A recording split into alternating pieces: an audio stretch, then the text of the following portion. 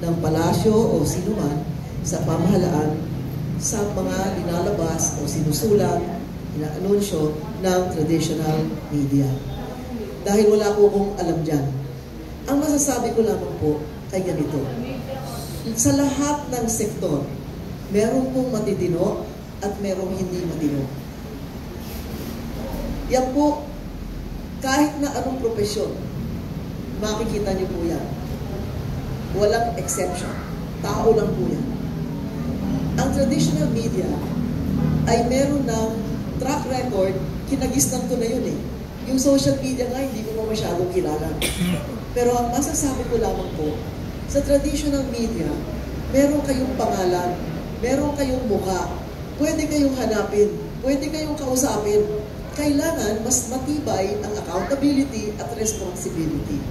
Sa social media, minsan sasabihin nyo, the quick brown fox, siyang sumulat. Sino yun? Saan mo hanapin?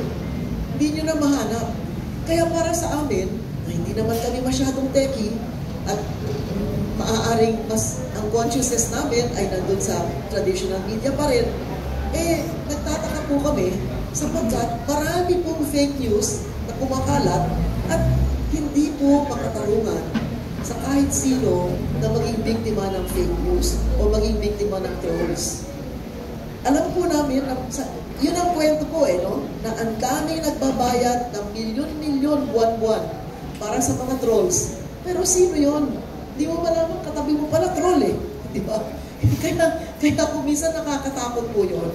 At para po sa ating mga mamamayan, hindi po sana dapat paniwalaan lahat, paninira, kung ano man ang nangyayari. Dahil, paano ko ba masasabi?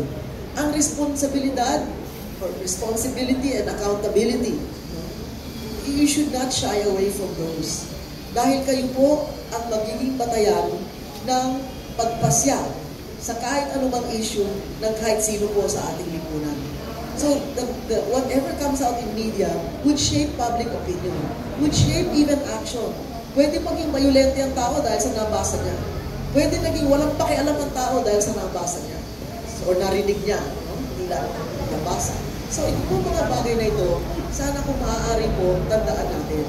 Dahil, darating ang araw na ang dami nating ayaw sa sarili, sa pag-uusap, sa pagkukwento sa mga magkakaibigan. Tinanong ni attorney kanina, bakit hindi lumalabas sa media yung ibang mahalagang bagay? Yun po ay isang tanong na dapat hindi na tinatanong.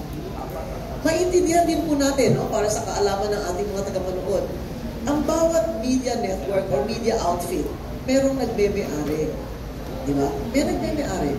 At bawat nagme-may-ari ng kung anumang media ay merong sariling interes. Baka siya po ay may negosyo na gusto proteksyonan. Baka meron siyang mga kaibigan na may negosyo o may kung anuman interes na gusto niyang proteksyonan. So, hindi natin maaalis yun. Pero nandyan po yung editorial board, nandyan po lahat, mga reporter, ganyan. Hindi naman lahat ng sinusulat ay aakyat muna sa taas. Unless may talagang patakaran galing sa itaas na walang pwedeng ilabas kung hindi dumadaan sa kanila. Na hindi ko po masasagot kung may ganun. Na sinasabi ko lamang, sa ilang mga pahina ng pahayagan, sa dami na ngayon ng reporter, diba? Hindi na kayo kailangan pumasok sa opisina. Sa email lang, pwede lang padala yung mga storya. So, kung maaari lang po, ay gawin natin makatarungan. Kung hindi maganda yung balita, sabihin din natin kung yun ang totoo. Kung maganda naman yung balita, edi sabihin din natin kung yun ang totoo. Diba? Hindi lamang ito pang eleksyon. Marami mga issue. Kung BRICS, yan, binanggit kanina, kung PhilHealth, yan. Kung mga tungkol sa South China Sea, kung ano man.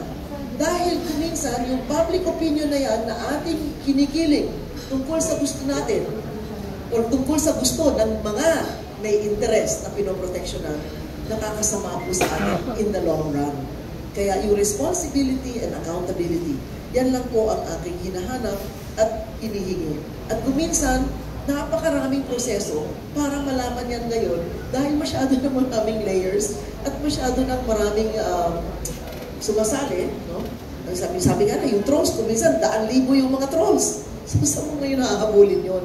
Wala pong mga pangalan at wala ng traceability. Kaya, yan po sana Yung responsableng pagre-report, yan po ay makakadulot ng isang mas matibay na lipunan, mas matalinong lipunan, at ang ganun po ring lipunan ay mas magaling magpasya. Yun po ang importante sa lahat. Kung may reklamo tayo, bakit ganito yung nangyayari sa bansa natin? Paano ho yung mga nagpapasya ay walang impormasyon? O tabingi yung impormasyon, o kulang ang impormasyon. Kaya yan po ang nagiging sitwasyon natin sa kasalukuyan. Alright, maraming salamat po.